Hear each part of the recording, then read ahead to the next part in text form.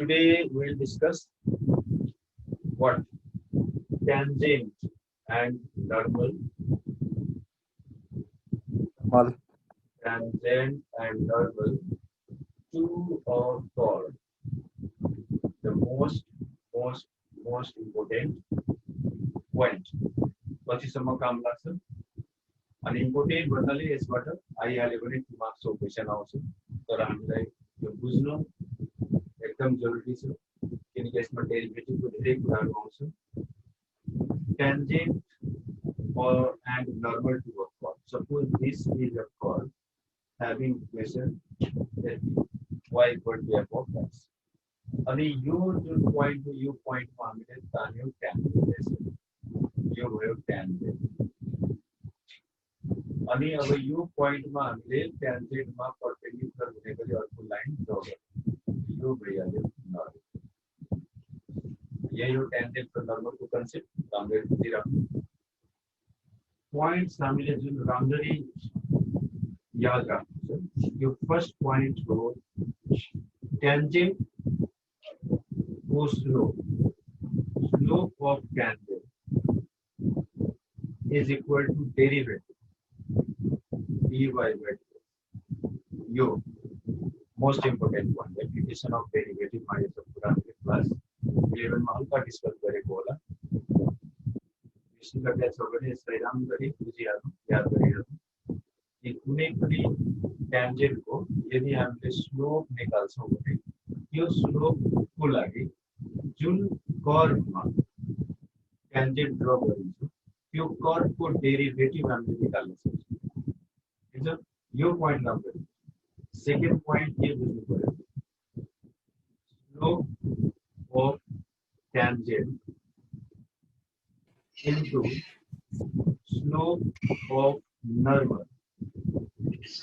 is -1 and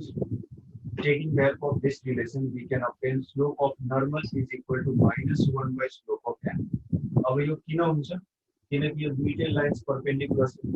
अनि perpendicular मा पढेकै हो के m1 into m2 is equal to -1 okay त्यही कुरा हो यो m1 भयो यो m2 m1 into m2 is equal to -1 और फर्स्ट केस यसको बेसिसले हामीले म्याक्सिमम प्रब्लम सल्भ गर्न सक्छौं अलिकति एउटा एक्जाम्पल यसलाई क्लियर गर्नु चाहिँ example find slope of tangent of curve y equal to x cube minus 2x square f x equal to 1 question लाई राम्ररी ध्यान दिनु क्वेशन ले के भनिरहेछ कि यो कुनै पार्टिकुलर कर्व भयो y equal to x cube minus 2x square अनि यो कर्व को x equal to 1 जहाँ निर छ त्यो पॉइंट मा यदि हामीले टेन्जेन्ट ड्रा गर्छौं भने त्यो टेन्जेन्ट को स्लोप कति हुन्छ त्यसको लागि हामीले यो पॉइंट लाई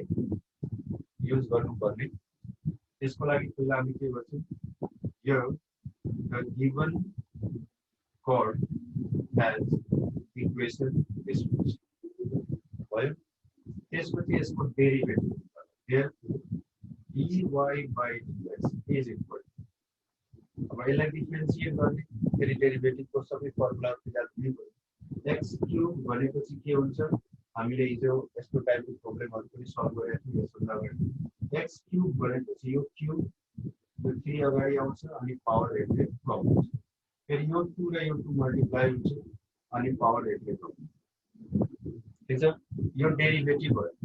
यही हो स्लोप अफ टेन्जेन्ट तर at particular point x equal to 1 हामीले के लेख्न सक्छौं so at x equal to 1 slope of tangent is equal to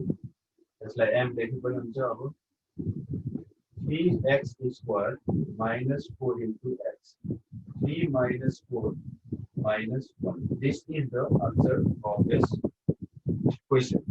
okay have a look राम्ररी हेर्नुस् now let's solve this problem slope and inclination of tangent, ट्यान्जेन्टको slope चाहियो। त जे दिएको छ 2y 2 minus x square दिएको छ। Okay,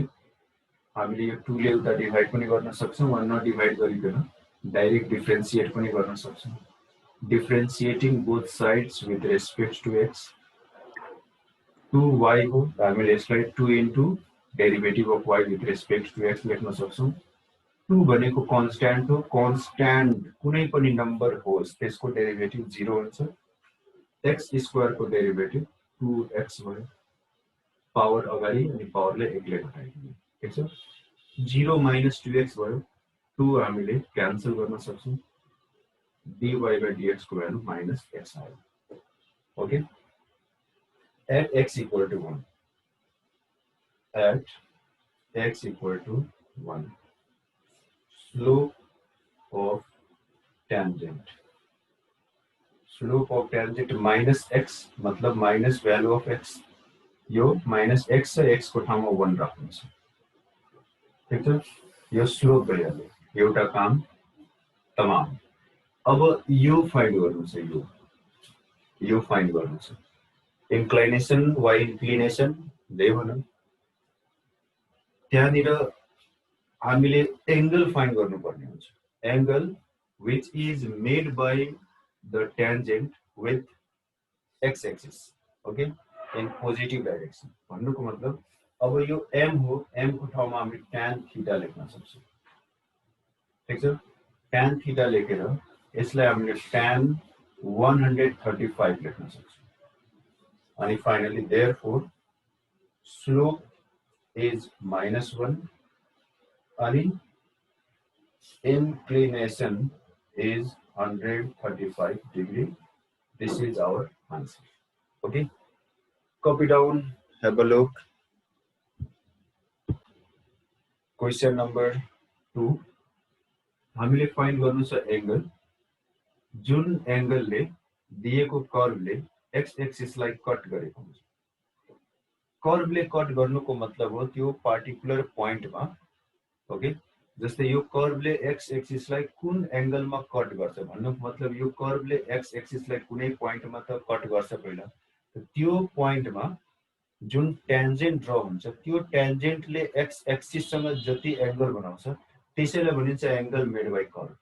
angle made by curve को मतलब हो पोइन्ट अफ इन्टरसेक्सन को थ्रु जुन ट्यान्जेन्ट ड्र हुन्छ त्यो ट्यान्जेन्टले बनाउने एंगल। कर्वले बनाउने एंगल भन्ने बित्तिकै सिधै सोचिहाल्नु ट्यान्जेन्टले बनाउने एंगल। ओके, तो पहिला हामीले दिएको फंक्सनको एक्सप्रेसन यहाँ लेख्छौं, यसलाई y equal to x by 1 plus x लेख्न सक्छौं। अब डेरिभेटिभ चाहिए नै हाल्यो, डेरिभेटिभ चाहियो, डेरिभेटिभ चाहियो त्यसको लागि हामीले फर्मुला लगाउन सक्छौं, डिनोमिनेटर र न्युमरेटर वाला। हेर, quotient rule, up down, down into up को डेरिभेटिभ, अप भनेको x को derivative 1 minus up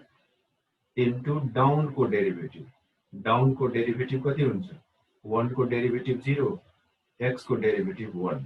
by down को स्क्वायर। तो याद गर्ने तरिकाहरु हो, अरु केही हैन। अब यो हुन्छ 1 plus x minus x, x हुन्छ क्यान्सल, बाँकी बच्छ त्यति, ठीक छ। अब पोइन्ट हामीले थाहा छैन, त्यो पोइन्ट को लागि हामीले के गर्छौं, x एक्सिस भनिरहेछ, ओके, त हामीले के लेख्न सक्छौं, for x axis y is always 0। we know this, x axis मा जहिले पनि y कोअर्डिनेट 0 हुन्छ, y इक्वल टु 0 भयो। अब पोइन्ट फाइन्ड गर्नको लागि यसलाई हामीले के गर्न सक्छौं, सब्स्टिट्युट गर्न सक्छौं, putting y equal to 0 in y 1 plus x equal to x। जहाँ राखो, यहाँ राखो चाहे यहाँ राखो, अब भ्यालु निकाल्नु, यो भयो 0 into 1 plus x is equal to x, x is equal to 0। Okay, x को भ्यालु 0, y को भ्यालु 0 भन्नुको मतलब के हो, therefore the curve cuts x axis at 0 0 राम्ररी बुझ्नु यसले के भन्न खोजेको कि यो जुन कर्व छ यो कर्वले x एक्सिस लाई 0 0 मा कट गर्छ ओके जसरी कट गरोस् मैले रफ डायग्राम बनाएको छु यो कटिङ पोइन्ट भयो यो भइहाल्यो 0 अनि यो भइहाल्यो x एक्सिस ठीक छ कर्वले x एक्सिस लाई 0 0 मा यानी कि ओरिजिन मा इन्टरसेक्ट गरिरहेछ त्यो पोइन्ट हामीलाई चाहियो किन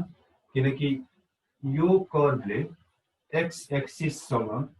कति डिग्री को एंगल बनाइरहेछ त्यो निकाल्नको लागि कुन पोइन्ट मा कट गरिरहेछ पहिले त पोइन्ट थाहा हुनु पर्यो यो पोइन्ट हो कटिङ पोइन्ट अब हामीले एंगल निकाल्नु छ त्यो एंगल निकाल्नुको मतलब हो यो जुन पोइन्ट छ यो पोइन्ट मा जुन टेन्जेन्ट हामीले ड्रा गर्छौं त्यो टेन्जेन्टले कति डिग्री एंगल बनाइरहेछ त्यो निकाल्नु छ त्यसैलाई भनिन्छ angle made by curve okay with particular line अब यहाँ x एक्सिस छ त्यो x एक्सिस भयो ठीक छ अब हेर्नु now slope of tangent is equal to 1 by 1 plus x whole square. So 1 by 1 plus value of x 1 आइहाल्यो अब यो x को ठाउँमा x को जुन भ्यालु आएको छ त्यसलाई त राख्नु पर्यो नि पहिला स्लोप अफ ट्यान्जेन्ट भइहाल्यो स्लोप अफ ट्यान्जेन्ट 1 भयो हैन यो 1 लाई हामीले tan 45 डिग्री लेख्न सक्छौं therefore angle made by curve is 45 degree answer point लाई राम्ररी बुझ्नु एंगल मेड बाइ कर्व भन्नुको मतलब नै हो एंगल मेड बाइ ट्यान्जेन्ट पहिलो कुरा यो क्लियर राखौं एंगल मेड बाइ कर्व को मतलब नै हो एंगल मेड बाइ ट्यान्जेन्ट कुन ठाउँको ट्यान्जेन्ट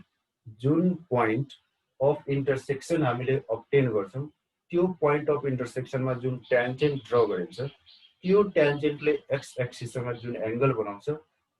त्यसैलाई भनिन्छ angle made by given curve with x axis यहाँनिर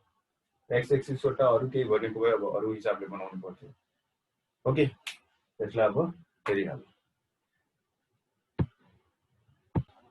Now let's solve one problem. Find equation of tangent. Find equation of tangent to curve y equal to x square minus 2x at x equal to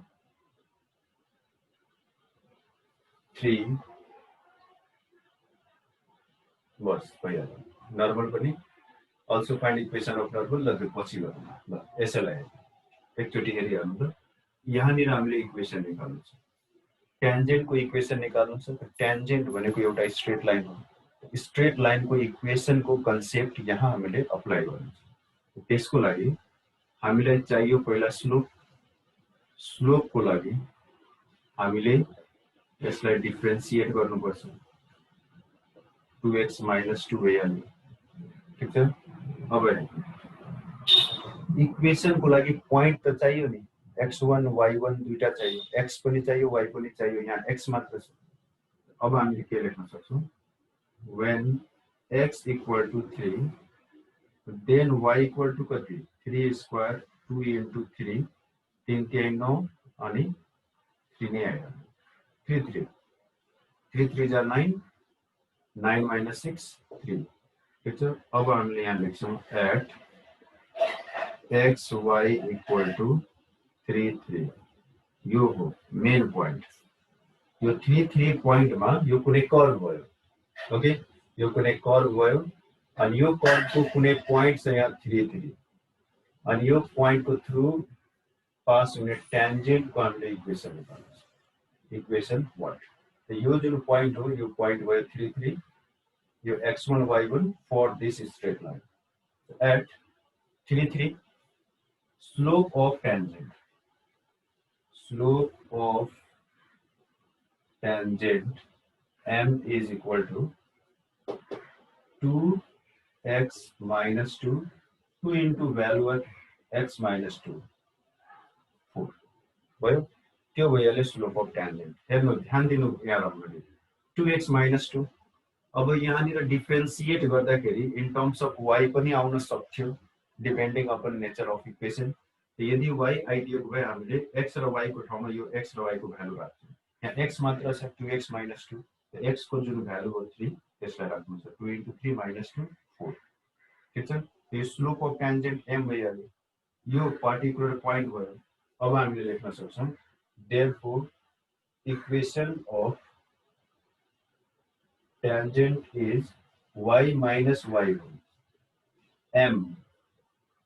x minus x1 अब यसलाई simplify गरेर जे आउँछ that is the required equation of tangent okay राम्ररी बुझ्नु यो कहाँबाट आयो यो x1 यो y1